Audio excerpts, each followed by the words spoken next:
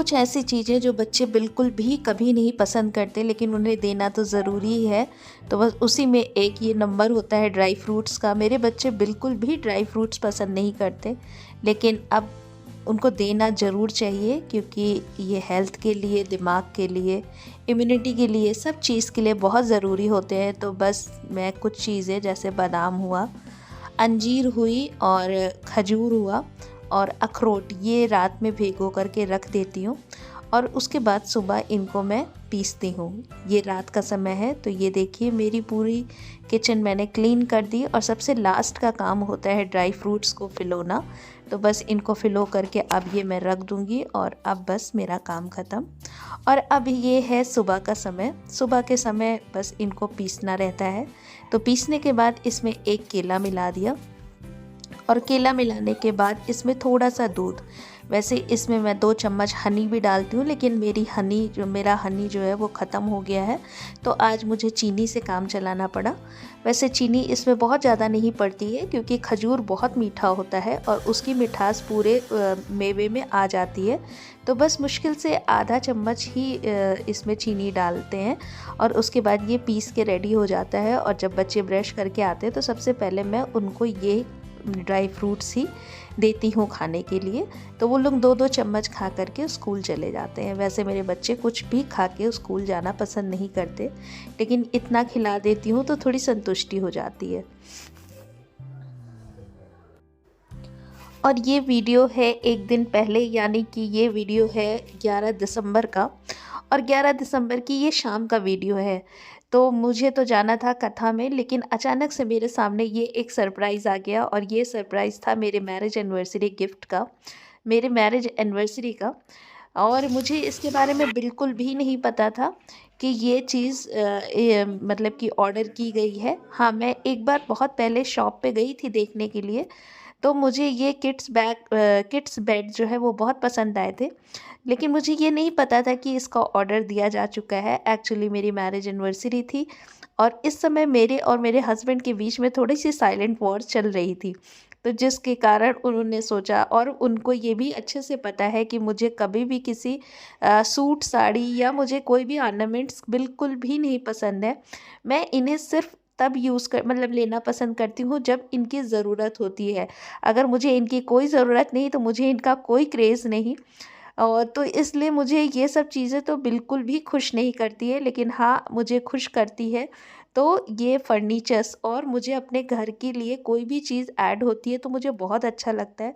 तो शायद इसी को ध्यान में रखते हुए मेरे बच्चों ने और हस्बैंड ने जा कर के इस बेड को ले लिया था। और ये 10 दिसंबर को तो नहीं डिलीवर हो पाया क्योंकि लगन बहुत ज़्यादा थी, तो ये 11 दिसंबर को डिलीवर हुआ। और बाई चांस मैंने जो गद्दे बनवाए थे वो गद्दे मैंने अपने कमरे में, जो मेरा बेड है उसके लिए बनवाए थे, लेकिन जब और ये भी जो है 11 दिसंबर को इसी बेड के साथ ही उसका भी फ़ोन आ गया था कि आपके गद्दे बन के रेडी हो गए। ये गद्दे मैंने रुई के बनवाए हैं क्योंकि मैं बिल्कुल भी वो वाले गद्दे होते हैं डल्लप वाले, वो मैं पसंद नहीं करती। मेरी फैमिली भी कोई भी उसमें नहीं सोता, तो इस तरह से मैंने रुई के ये गद्दे बनवाए थे। और ये 15-15 किलो की रुई के 2 गद्दे मैंने अपने बेड के लिए बनवाए थे, लेकिन जब ये आ गए तो बच्चों ने फिर इसको अपने पे ही डाल लिया। फिलहाल अब मुझे बच्चों के लिए भी गद्दे नए बनवाने हैं। तो ये देखिए इस तरह से इनका बेड बन के रेडी हुआ और ये एक मेरे लिए बहुत अच्छा सरप्राइज़ था क्योंकि बहुत सुंदर लग रहा था। और इसकी जो डिज़ाइन थी वो शान बेबो के कमरे से मैच कर रही थी क्योंकि इनके जो रूफ पे स्टार्स बने हैं वो बेड के ऊपर मतलब बने हुए थे और इसका कलर भी शान बेबो के कमरे से बिल्कुल मैच कर रहा था। तो ये एक बड़ी सी चीज़, मतलब एक बहुत बड़ा गिफ्ट था और ये मेरे घर को एक बहुत सुंदर सा लुक इन्होंने दे दिया क्योंकि इस समय थोड़ी सी प्रॉब्लम हो रही थी सोने में। तो अब शान बेबो का कमरा बिल्कुल तैयार हो गया, उनके दोनों बेड लग गए और दोनों बहुत लड़ाई करते थे, इसलिए ये ज़रूरी तो था, लेकिन ये आ जाएगा ये मुझे नहीं पता था, तो अच्छा लगा मुझे ये गिफ्ट ले करके। उसके बाद ये देखिए मैंने कुछ ग्लास खरीदी है, कुछ ग्लास, कुछ कप और कुछ मर्तबान। तो ये मुझे दिख गया था तो मैंने ले लिया। तो इस तरह से मैंने वो वाली ग्लास ली और ये तो बहुत छोटी ग्लास है, लेकिन ये मुझे इतनी प्यारी लग रही थी कि मैंने इसको ले लिया। एक्चुअल में ये चाय के लिए है, लेकिन चाय तो इतना कोई नहीं शीशे के गिलास में पीता है, या आप पी भी सकते हैं, ये तो आपकी मर्ज़ी है कि आप किस में पीना पसंद करते हैं। लेकिन ये इतनी खूबसूरत लग रही थी कि मैंने इसको भी लिया।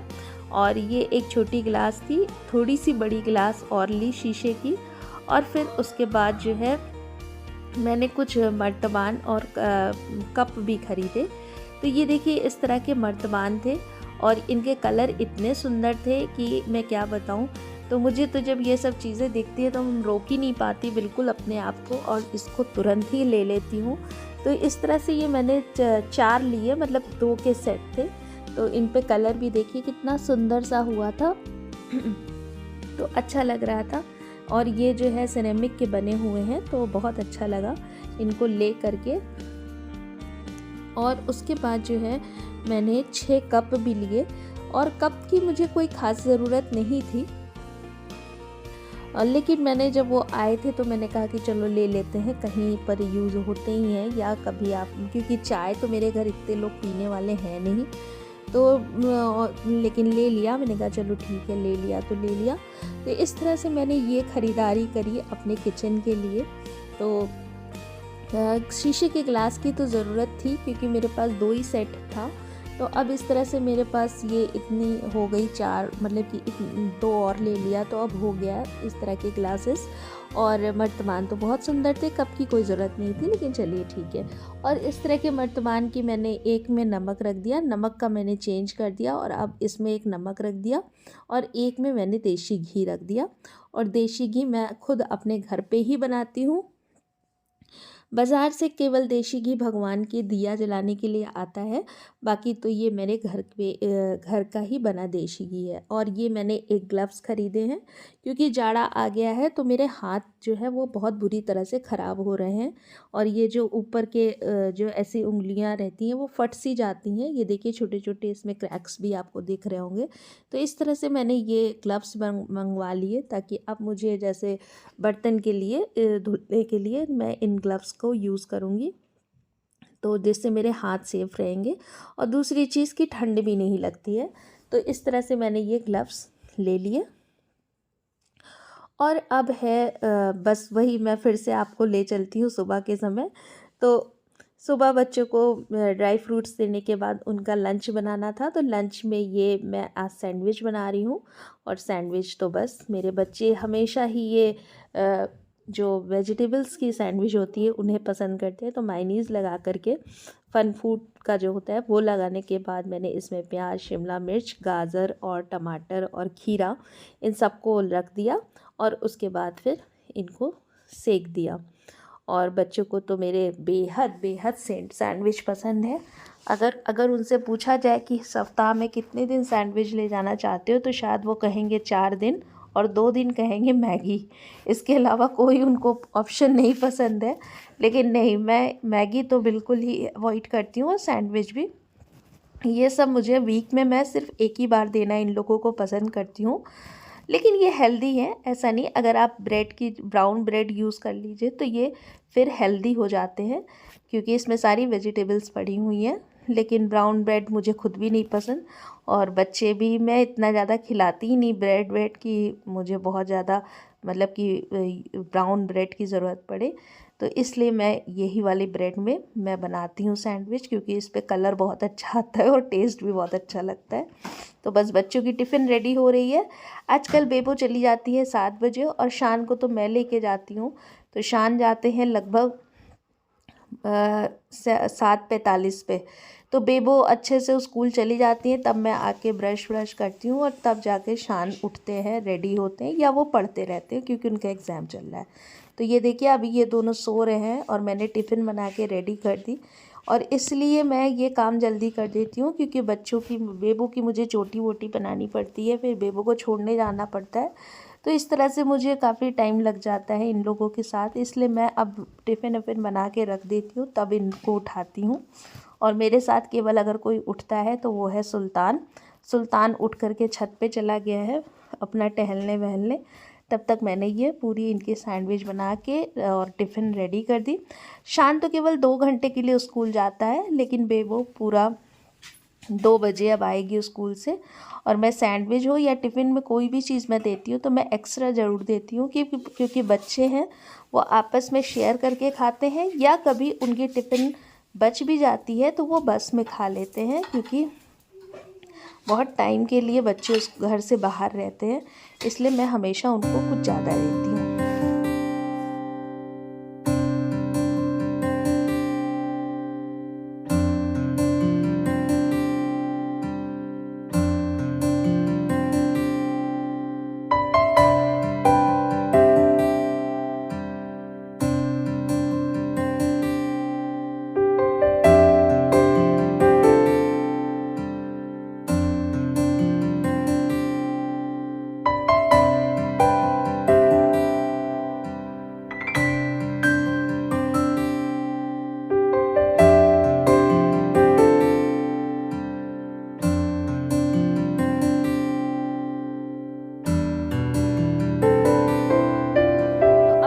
मैंने अपना ड्राइंग रूम इस तरह से सेट कर लिया है। थोड़ी जगह कम हो गई है, लेकिन ठीक है, ठंड में तो अच्छा लगता है। और कारपेट भी बिछा दी है। फ़िलहाल कारपेट जब मैं बिछाती हूँ तो उस थोड़े दिन तक तो वो बहुत अच्छी लगती है। उसके बाद सुल्तान तो आज से ही इसको मतलब कि बहुत बुरी तरह इस पर लौटता है, तो पूरी गंदी ही हो जाती है जल्दी। इसीलिए मैं कारपेट नहीं बिछाती, हर जगह पे रनर नहीं डालती, क्योंकि सुल्तान उसको बहुत काटता है। तो अब क्या किया जाए, उसकी तो यही सब हरकतें हैं। तो फिलहाल ये मेरा ड्राइंग रूम सेट हो गया, और अब भी थोड़े दिन के लिए ऐसे ही रहेगा, और उसमें कुछ चीज़ें और ऐड करूँगी। और इस टेबल का तो मुझे मेकओवर करना है, तो वो आपके साथ शेयर करूँगी, क्योंकि ये टेबल बहुत पुरानी है, और इसको थोड़ा सा न्यू लुक देना है। तो बस ये काम हो गया, और अब चलते हैं किचन की तरफ। आज जब मैं शान को स्कूल से घर लेके आ रही थी तो रास्ते में मुझे ये संतरे दिखाई दिए, और आजकल तो जाड़े के सीज़न है, तो संतरे आपको हर जगह दिखाई देंगे, और खूब बढ़िया संतरे आए हुए हैं। तो बस आजकल मेरे बच्चे जो है वो मैंगो स्क्वैश बाहर से आके मार्केट से आके रखा हुआ है, तो उसको बहुत पी रहे थे। तो मैंने कहा आज मैं स्क्वैश ऑरेंज का बनाती हूँ और देखती हूँ ये कैसा बनता है। तो बस इनको इस तरह से बीच में से चाकू के चीरा लगा करके इस तरह से गोल गोल इनका निकाल लिया, और ये जो छिलके थे इनको थोड़ा सा स्टीम कर लिया। स्टीम इसलिए क्योंकि इनके अंदर के जो वाइट वाले पार्ट है उसको निकालना था। तो ऐसे तो ये नहीं निकलेंगे, लेकिन थोड़े से स्टीम में पक जाएंगे तो बहुत आराम से निकल जाएंगे। तो बस इनको चढ़ा दिया स्टीम में। और दूसरी तरफ ये जो संतरे जो मैंने छिलके निकाले थे, उसमें से एक संतरे का पूरा अच्छे से गुदा जो होता है वो निकाल लिया, और बाकी संतरों को तो पीसना है। तो और बीएँ तो बिल्कुल हटा दें, क्योंकि बीएँ तो बहुत कड़वापन आ जाएगा। तो बीएँ को हटा के इनका जो अंदर जो गुदा था वो निकाल करके मैंने एक संतरे का बाहर कर दिया। बाकी को अभी ऐसे ही रहने देंगे, क्योंकि उनको पीसना है।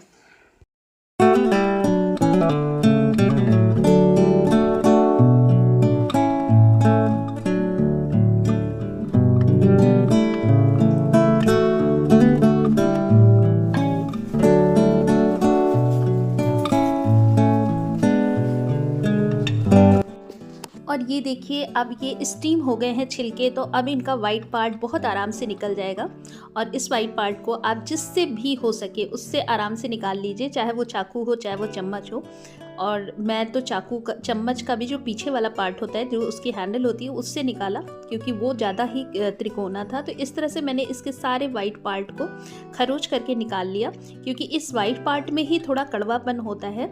इसको अगर निकाल देंगे तो फिर बिल्कुल भी स्क्वैश में कड़वापन नहीं आएगा। तो इस तरह से ये देखिए मैंने सारा निकाल दिया। पहले मैंने चाकू से ट्राई किया, फिर चम्मच के आगे वाले से, लेकिन परफेक्टली निकला। चम्मच के पीछे जो हैंडल होता है उससे बढ़िया से निकल गया। और उसके बाद जब इनको निकाल लिया तो अब इन छिलकों को मुझे पीसना है, लेकिन अभी ये अच्छे से नहीं पीसेंगे, क्योंकि बॉईल करते समय मात्र मैंने 5 से 7 मिनट ही इनको स्टीम किया है। तो अब इसको जो है पानी में चढ़ा करके इन छिलकों को अच्छे से बॉईल कर देंगे, बिल्कुल ये सॉफ्ट हो जाएंगे, तब इनको मैं पीसूंगी। और पीस करके फिर इनका एक तो बहुत अच्छा सा महीन पेस्ट बनाना है। लेकिन उसके जब तक वो पक रहा है, मतलब कि बॉईल हो रहा है, तब तक ये जो 3 संतरे बचे हुए थे इनका भी अच्छे से बियाँ निकाल करके और इनके जो ऊपर जो स्किन होती है वाइट वाली वो भी निकाल करके इनको अच्छे से साफ़ कर लिया। बिएँ तो बिल्कुल हटा देने चाहिए। तो बस इन बियों को हटाते हुए इन 3 छिलकों को भी छोटी-छोटी पीसेस में काट करके मतलब निकाल लिया। और अब इस ये जो निकला है इनको अब मुझे पीसना है।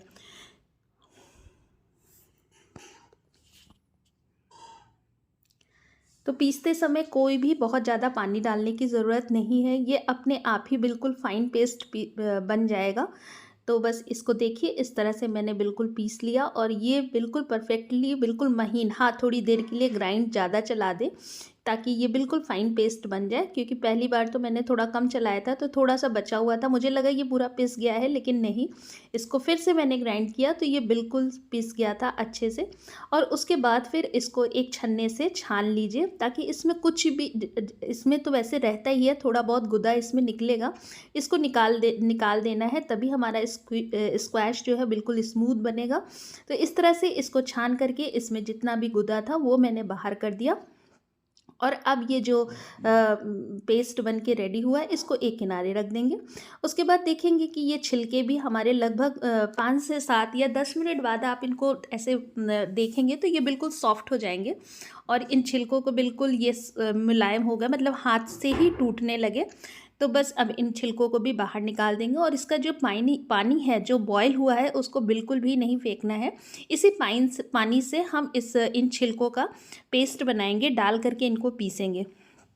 तो बस अब इनको भी पीस लेना है। थोड़ा सा जब तक वो ठंडा हो रहा है तब तक हम जो है वो 2 कटोरी चीनी ले लिया, क्योंकि मेरे पास जिस क्वांटिटी में मेरे पास 600 ग्राम संतरे थे तो उस हिसाब से मैंने 2.5 कटोरी चीनी ली थी। और 2.5 कटोरी चीनी में लगभग सवा कटोरी मैंने उसमें पानी डाल करके उसका सीरा बनाया था, मतलब कि उस चीनी को पिघलाया था। और जब तक उधर चीनी पक रही है तब तक ये छिलके ठंडे हो गए। तो अब इनको भी बिल्कुल अच्छे से पीस लेंगे इन छिलकों को, और पानी डाल के उसी पानी को डालेंगे जिसमें हमने इनको बॉईल किया था। और ये देखिए ये भी बिल्कुल पेस्ट बढ़िया से बन के रेडी हो गया। और इनका कलर देखिए कितना सुंदर कलर है, ये सब नेचुरल कलर है जो मतलब कि इनको किसी कलर की ज़रूरत नहीं, ये नेचुरली इतने खूबसूरत कलर है आते हैं जो हमें फ्रूट से मिलते हैं कि इनकी बात ही कुछ और होती है।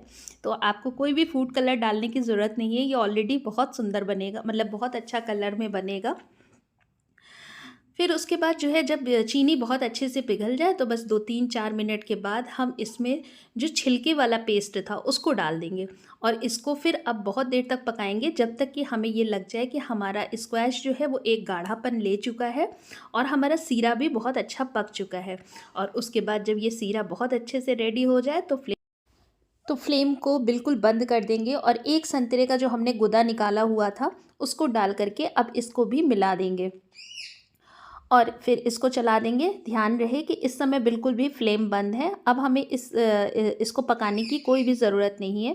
और इसको मिलाने के बाद फिर हमने जो 3 संतरे का जो पेस्ट बनाया था उसको भी डाल करके अब हम इसमें मिला देंगे।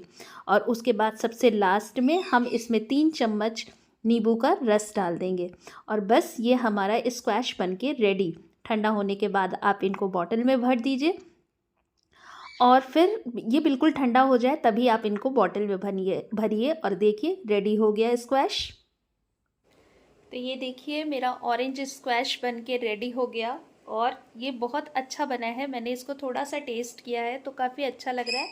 अभी थोड़ा सा ये गर्म है, बहुत हल्का सा, तो ये बिल्कुल ठंडा। अभी मैं इसका कैप खोल दूँगी। और ये इसके पहले स्क्वैश की ही बॉटल थी, तब ये बाज़ार से आया था, आज मैंने इसको घर पे बनाया है। तो अभी बेबो स्कूल से आ गई है तो उसको देती हूँ और पूछती हूँ कि कैसा बना है, क्योंकि मेरे यहाँ तो बच्चे स्क्वैश बहुत पसंद करते हैं। अभी थोड़े दिन पहले ही मैंगो का स्क्वैश आके रखा हुआ है, तो ये ऑरेंज का बनाया है। फ़िलहाल ये सब गर्मी की चीज़ें हैं, लेकिन ठीक है, बच्चे स्कूल से आए तो क्योंकि ये फ्रूट है तो बच्चों के लिए हेल्दी ही है और घर का बना है तो और भी ज़्यादा हेल्दी है। तो चलिए पहले इसको थोड़ा सा बना के बेबो को भी खिलाते हैं।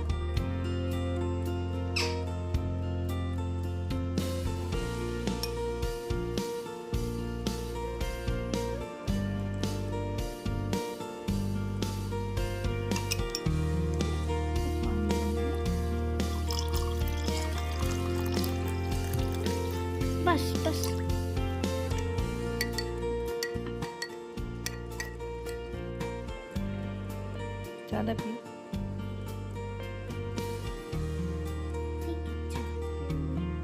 बाकी टेस्ट ठीक है। तो मैंने अपने लिए भी ये स्क्वैश बनाया है और बहुत अच्छा लग रहा है। बढ़िया। तो आप भी बनाइए स्क्वैश घर पे और अपने बच्चों को खुश करिए। और मिलते रहिए मुझसे हर एक नए व्लॉग में। अपना ध्यान रखिए, खूब खुश रहिए, मस्त रहिए। Goodbye and take care. और प्लीज़ मेरे चैनल को सब्सक्राइब किए बिना मत जाइए। तो मिलते रहिए हर एक नए व्लॉग में। Good bye.